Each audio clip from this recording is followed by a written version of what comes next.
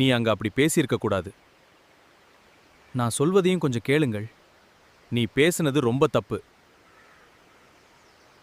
ஐயனார் துணை சிறையில் டுடே எபிசோடில் நம்ம சோழன் இருந்துட்டு பல்லவனை பிடிச்சி பயங்கரமாக அடித்து விட்டுடுறாங்க.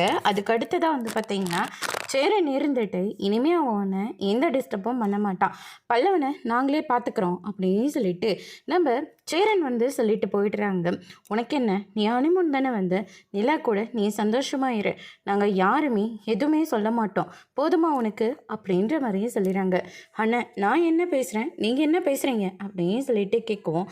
போதும் சோழன், இனிமேல் நாங்கள் உங்க கூட சேரவே மாட்டோம், உன்னை எந்த விதத்துலையும் நாங்கள் கஷ்டப்படுத்தவும் மாட்டோம் அப்படின்னு சொல்லிட்டு நம்ம சேரன் இருந்துட்டு பல்லவனை கூட்டிகிட்டு அங்கேருந்து போயிடுறாங்க. சோழன் இருந்துட்டு நான் என்ன பேசினா அண்ணன் என்ன பேசிகிட்டு இருக்காருன்னு பாரு அப்படின்னு சொல்லுவோம்.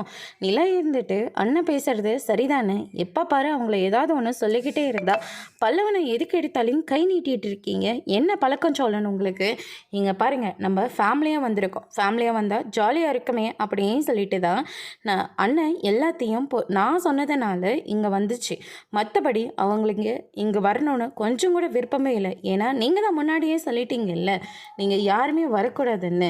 சோழன், நான் நேற்று வந்தவன், ஆனால் இவங்க உன்னை சின்ன வயசுலேருந்து இவங்க தான் எல்லாத்தையும் பண்ணி பார்த்துக்கிட்டு இருக்காங்க, அவங்கள இப்படி அவாய்ட் பண்ணுறதில்ல இது கொஞ்சம் கூட நல்லாவே இல்லை அப்படின்னு சொல்லிட்டு நிலாவும் சோழனை பிடிச்சி திட்டிகிட்டு இருக்காங்க. அதோடு இன்னைக்கான பிரமோ முடிச்சிருக்காங்க.